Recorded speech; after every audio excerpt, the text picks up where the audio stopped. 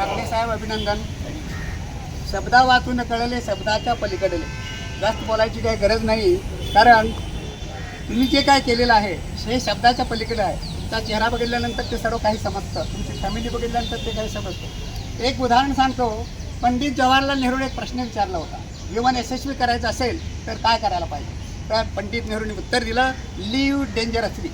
आणि ही फॅमिली ज्यावेळी कुठलाही निर्णय घेते मग त्याचा फायदा किंवा तोटा धोका पत्करूनही ज्यावेळी धोका पत्करतो त्यावेळी माणूस यशस्वी.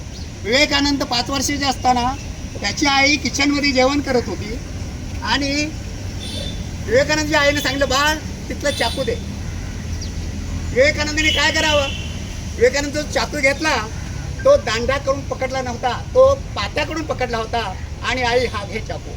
त्याच वेळी विवेकानंदाची आई म्हणाली भुवनेश्वरी की बाळा तू खूप मोठा होणार आहे, कारण धोका पत्करण्याची जी जिम्मेदारी स्वीकारलीस, धोका पत्करण्याची जी तुझी भावना आहे ही देशाला कुठल्या कुठे नेऊन सोडेल.